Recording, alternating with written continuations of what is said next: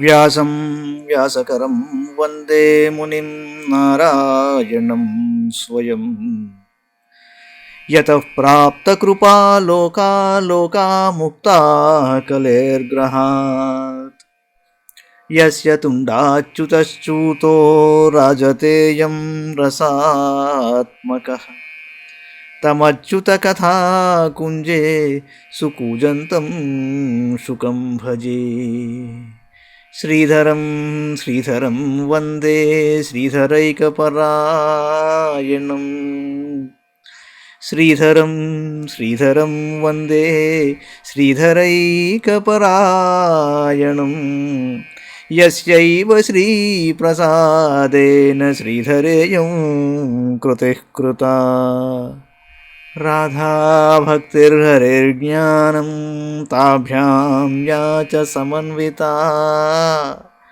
తాం శ్రీభాగవతీం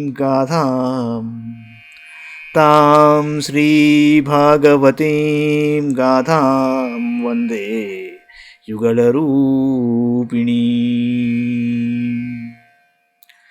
నీ పద్యావళులాలకించు చెవులు నిన్నాడు వాక్యంబులు. నీ పద్యావళులాలకించు చెవులు నిన్నాడు వాక్యంబులు.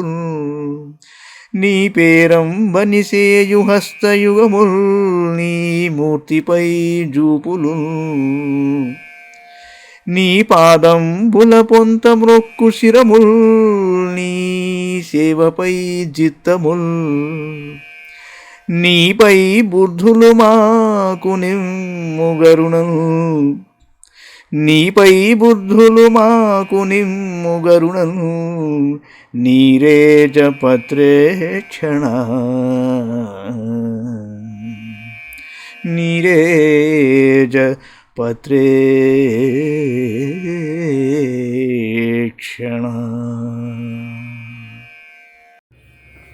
భాగవత మహాపురాణంలో పంచమ స్కంధంలో మనం 5వ అధ్యాయంలో ఉన్నాం. ఈరోజు మొదటి భాగం చెప్పుకుందాం. వృషభదేవుడు తన పుత్రులకు ఉపదేశం ఇచ్చుట, స్వయంగా అవధూత వృత్తిని అవలంబించుట ఈ అధ్యాయంలో ఉంటుంది. వృషభోవాచ నాయం దేహో దేహభాజాం నృలోకే కష్టాన్ కామానర్హతే విద్భుజాం యే. తపో దివ్యం పుత్రకాయేన సత్వం శుద్ధిహేజస్మాత్ బ్రహ్మ సౌఖ్యం త్వనంతం. పుత్రులారా, మత్స్యలోకమును లభించిన ఈ మానవ శరీరము దుఃఖమయమైన విషయభోగములు అనుభవించుటకు కాదు. ఇట్టి అనుభవములను మలమును భక్షించున్నట్టి సూకరాదులను పొందును ఈ విశిష్ట శరీరముతో ఉత్కృష్టమైన తపస్సును ఆచరింపవలెను. దాని ద్వారా అంతఃకరణము పరిశుద్ధమై అనంతమైన బ్రహ్మానందము లభించును. చాలా చోట్ల చర్చ జరుగుతూ ఉంటుంది. సుఖాలను అనుభవిస్తూ హాయిగా చక్కగా ఉల్లాసంగా శరీరం ఉన్నంతకాలము కేవలం కామంతో బ్రతికేసి దొరికినవన్నీ ఆస్వాదించి అనుభవించి చక్కగా వెళ్ళిపోవాలి. ఇంతే మానవ జన్మ, ఇవన్నీ ఎందుకు అని చెప్తారు. ఎవరు చూడొచ్చారు పరలోకాలు ఎక్కడున్నాయో, ముల్లోకాలు ఎక్కడున్నాయో ఎవరికి కావాలి? ఉంటే బడుగు ఏమిటి? ఇక్కడి నుంచి వెళ్ళిపోయిన తర్వాత ఏమవుతుందో దాని గురించి ఇప్పుడు ఎందుకు ఆలోచించటం? ఉన్నా లేకపోయినా మనకెందుకు? నిన్న మనది కాదు, రేపు మనది రాదు. నిన్న మరల రాదు, రేపు మనది కాదు, నేడే నిజం అంటాడు. చాలా చోట్ల వాగ్వివాదాలు జరుగుతూ ఉంటాయి. మామూలుగా ఆలోచిస్తే నిజమే అనిపిస్తుంది. ఎందుకని అంటే నిజం ఒకటే. నాకు తెలిసింది కళ్ళు తెరిచాక, ఊహ వచ్చిన తర్వాత కనిపిస్తున్న ప్రపంచం మనము ఇంతే అనిపిస్తుంది. ఎందుకు ఈ ఆలోచనలు, ఈ పడ్డాము, ఈ సాధన మార్గం ఏమిటి, ఈ యోగ సాధన ఎందుకు, ఇవన్నీ ఎందుకు అని అంటే ఒక్క విషయం దగ్గర ఖచ్చితంగా ఇటువంటి వాదనలు వినిపించే వాళ్ళ దగ్గర సమాధానం ఉండదు. అదేమిటి అంటే మీరు కూడా జాగ్రత్తగా ఆలోచించండి. భోజనం చెయ్యటం, ఆకలికి ఏదైనా తినడం, ఆ తరువాత జరిగే ప్రక్రియలన్నీ కూడా ఆ ప్రక్రియలు సమానంగా జరిపేయడం, జననం మరణం, కామక్రీడ, సంతానాభివృద్ధి, ఇవన్నీ పశువులు కూడా చేస్తున్నాయి, జంతువులు కూడా చేస్తున్నాయి. మేధస్సు అనేది, ఆత్మసాక్షాత్కారం అన్నది, అసలు ఈ ప్రక్రియ అంతా ఏమిటి, ఎక్కడికి వచ్చి పడ్డాము, ఇక్కడి నుంచి బయటికి వెళ్ళే ఆలోచన ఏమిటి అన్న విషయం దగ్గర మనిషి యొక్క ప్రయత్నం, ఆలోచన, తపస్సు, సాధన, ఉపాసన అన్నది బయటకు వస్తుంది. అది కేవలం మానవ జన్మకే సాధ్యం. అందుకని చాలా స్పష్టంగా ఏం చెప్తున్నాడంటే, అంతఃకరణము పరిశుద్ధమై అనంతమైన బ్రహ్మానందం లభిస్తుంది. దాని ద్వారా మీరు మీ చుట్టూతా ఉన్న జంతువులకి మీకు తేడాని ప్రదర్శించగలరు అని చెప్తున్నారు. గ్రాంటెడ్, సుఖాలను అనుభవిద్దామండి, ఏముంది అక్కడ. ఖయాం అంటాడు, కలపయు మట్టిరాల నుడిగట్టిన దేవళమందు నీకు ఏ ఫలము లభించు, ప్రేమరసభావయుతుండవయేని కామినిన్ వలపము,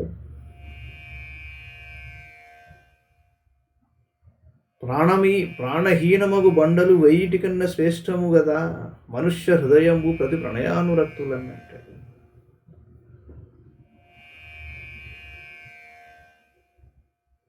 కరెక్టే, కానీ ప్రేమరసభావయుతుండవయేని కామినిన్ వలపము, ప్రేమరసం ఉన్న కామిని కూడా నీకు ప్రేమరసం ద్వారా నీకు నీ ఆశని, నీ కామాన్ని నెరవేర్చగలిగితే, ఆ ప్రేమరస భావంతో కూడా నువ్వు ఆత్మసాక్షాత్కారాన్ని పొందగలవు. ఎంచేత అంటే అసలు ప్రేమరసం అన్నది ఎక్కడదయ్యా అంటే సాక్షాత్ పరమేశ్వరుడిదే. ఆ విధంగా భావుకతకు లోనైనా కూడా ఈశ్వరుడి ప్రభావం ఉంటుంది. అది అట్లీస్ట్ మధ్య మార్గం. అది అంచేత చుట్టుపక్కల ఉన్న జీవాలని చూసి వాటికి నేను భిన్నంగా ఎలా ఉండగలుగుతున్నాను, ఎలా ఉండగలను అన్న ఆలోచన వచ్చిన చోట మీకు ఈ వేదాంతం, ఈ ఫిలాసఫీ, ఈ ఆధ్యాత్మికత అంతా బయటకు వస్తుంది. ఎప్పుడైతే జంతువుల్లాగానే మనం ప్రవర్తిస్తున్నామో, అలాగే ఉంటే చాలు అనిపిస్తుందో, జంతువుగానే ఉండండి, మీకు వాటికి తేడా అయితే లేదు కదా. ఏ విధంగా చూపించగలుగుతున్నారు మీరు? అది సమస్య. మహత్సేవాం ద్వారమూహుర్విముక్తే హితమో ద్వారం యోషితాం సంగి సంగం, మహాంతస్తే సమచిత్తాః ప్రశాంతాః విమన్యవః సుహృదః సాధవో ఏ. మహాపురుషులను సేవించుట ముక్తికి ద్వారమనియు, స్త్రీలంపటుల సాంగత్యము నరకమునకు ద్వారమనియు శాస్త్రములు తెలుపుతున్నవి. సుఖదుఖ ద్వంద్వముల వలన ఎట్టి వికారమునకు లోనుగాని వారును, పరమ ప్రశాంతచిత్తులను, క్రోధరహితులను, సకల ప్రాణుల హితమును కోరిడి వారును, సదాచార సంపన్నులను అయిన వారు మహాపురుషులు. ఏ వా మయీషే కృత సౌహృదార్థాః జనేషు దేహం భరవార్తికేషు, గృహేషు జాయాత్మజరాతిమర్సున ప్రీతియుక్తా యావదద్ధాశ్చ లోకే. అంతేకాదు, మహాపురుషులు పరమాత్ముని యందు భక్తి శ్రద్ధలు కలిగి ఉండుటయే పురుషార్థంగా భావిస్తారు. వారు విషయభోగములను గూర్చి చర్చించు వారి ఎడలను, ధారాపుత్ర ధనాదులతో సంపన్నమైన గృహముల ఎడలను విముఖులై ఉంటారు. వారు శరీర నిర్వహణకు, పోషణకు మాత్రమే లౌకిక కర్మయందు ప్రవృత్తులవుతూ ఉంటారు.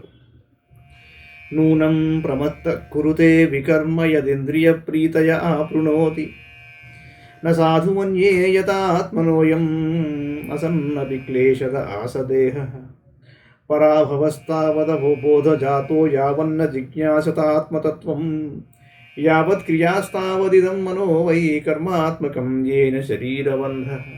కుమారులారా, మానవుడు దేహాత్మభావమును కలిగి ఉండుట వలననే ఇంద్రియములను తృప్తిపరచుటకై పాపకర్మలను ఆచరిస్తూ ఉంటాడు. ఇది పద్ధతి కాదన్నాడు. ఇంచేత అంటే ఈ కారణంగానే జీవుడు అశాశ్వతమై దుఃఖదాయకమైన శరీరాన్ని పొందుతాడు.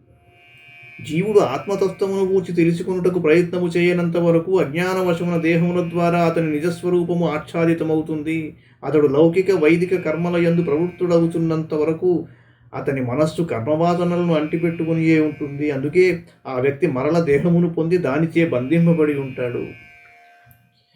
ఏవం మనఃకర్మవశం ప్రయుక్తే అవిద్యయాత్మన్యుపధీయమానే ప్రీతిర్న యావన్మయి వాసుదేవేన ముచ్యతే దేహయోగేన తావత్. యదా న పశ్యత్య యథా గుణేహాం స్వార్థే ప్రమత్తః సహసా విపశ్చిత్. కథస్మృతిర్విందతి తత్ర తాపాం నాసాచ మైథున్యమగారమజ్ఞః. ఇలా అజ్ఞాన కారణంగా ఆత్మస్వరూపము ఆచ్ఛాదితమవుట వలన మానవుని చిత్తము కర్మవాసనలకు వశమవుతుంది. అందువలన అది జీవుని మరల కర్మలయందు ప్రవర్తిల్లజేస్తూ ఉంటుంది. వాసుదేవుడనకు నాయందు అంటే పరమాత్మయందు ప్రీతి ఏర్పడనంత వరకు అతనికి దేహబంధముల నుండి విముక్తి కలుగదు. స్వార్థమునకు వశుడైన జీవుడు వివేకము గలవాడే ఈ ఇంద్రియ చేష్టలన్నీయును మిచ్చలే అని తెలుసుకున్నంత వరకును అతనికి ఆత్మస్వరూప స్మృతి కలుగదు. అందువలన అతడు అజ్ఞానవశమున ఇంద్రియ సుఖమునకు నెలవులైన గృహాదుల యందు ఆసక్తుడగుచు పలు విధములైన క్లేశములను అనుభవిస్తాడు. పుంస స్త్రియా మిథునీభావమేతం తయోర్మిథోర్దయ గ్రంథిమాహు. అతో గృహక్షేత్ర సుతాప్తవిత్తైః జనన్యమోహోయమహం మమేతి. యదా మనోహృదయ గ్రంథిరస్య కర్మానుబద్ధో దృఢాశ్లథేత తదా జనః సంపరివర్తతే స్మాత్ ముక్తః పరం యాచతి హాయ హేతుం. స్త్రీ పురుషుల పరస్పర దాంపత్య భావమే వారి హృదయములను బంధించును. అదియే స్థూలమైన దుర్భేద్య గ్రంథి అని పండితులు పేర్కొందురు. దేహాభిమాన రూపమైన సూక్ష్మ గ్రంథి వారిలో ఇంతకు ముందే ఉన్నది. ఈ కారణంగా జీవులకు దేహేంద్రియముల ఎడ ఆసక్తి ఉండుటయే కాకుండా గృహము, పొలము, పుత్రులు, స్వజనులు, ధర్మము మొదలగు వాటి యందు కూడా నేను నాది అని మోహము ఏర్పడుతుంది. కర్మవాసనల కారణంగా ఏర్పడిన దృఢమైన ఈ హృదయ గ్రంథి సడలినంతనే జీవుడు దాంపత్యభావం నుండి నివృత్తుడవుతాడు. అంతటా అతడు సంసారమునకు హేతువైన అహంకారమును వీడి అన్ని విధములైన బంధముల నుండి ముక్తుడై పరమపదమును పొందుతాడు. హంసే గురౌ మయి భక్త్యానువృత్యా వితృష్ణయా ద్వంద్వతితిక్షయా చ. పుత్రులారా, సంసార సాగరం నుండి బయటపడగోరెడివాడు సత్వగుణ సంపన్నుడై ధైర్యంతో ప్రయత్నించాలి. సకల ప్రాణుల యందు ఆత్మగా విలసిల్లుచు గురుస్వరూపుడై ఉన్న భగవంతుని యందు భక్తిభావము కలిగి తత్పరాయణుడై ఉండవలెను. సర్వత్ర జంతోర్వ్యసనావగత్యా జిజ్ఞాసయా తపసేహా నివృత్యా మత్కర్మభిర్మత్కథయా చ నిత్యం మద్దేవ సంగాద్ గుణకీర్తనాత్మనే.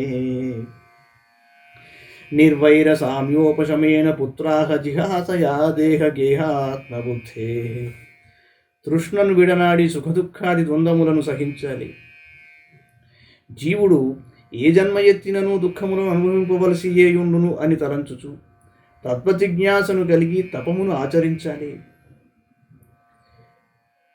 సకామకర్మలను విడనాడి భగవత్ సేవాకర్మల యందే నిరతుడై ఉండవలెను.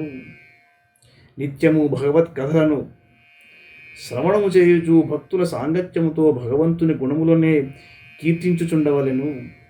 అధ్యాత్మయోగేన వివిక్త సేవయా బాణేంద్రియాత్మాభిజయేన సశ్రద్ధయా బ్రహ్మచర్యేణ శశ్వతు అసంప్రమాదేన యమేన వాచాం సర్వత్ర మద్భావ విచక్షణేన జ్ఞానేన విజ్ఞాన విరాజితేన యోగేన ధృత్యుద్యమ సత్వయుక్తో లింగం యపోహేత్ కుశలోహమాఖ్యం కర్మాశయం హృదయ గ్రంథిబంధం అవిద్యయా సాధితమప్రమత్తః అనేన యోగేన యథోపదేశం సమ్యగ్ వ్యపోహ్యో పరమేత యోగాత్.